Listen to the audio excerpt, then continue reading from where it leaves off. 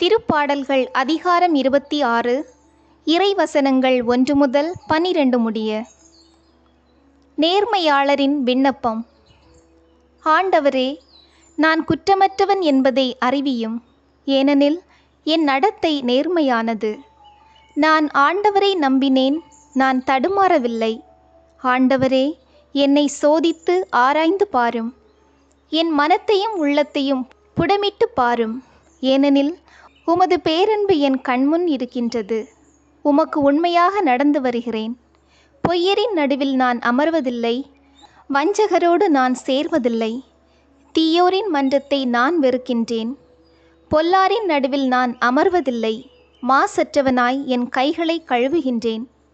ஆண்டவரே, உம் பலிபீடத்தை வலம் வருவேன். உரத்த குரலில் உமக்கு நன்றிப்பா பாடுகின்றேன்.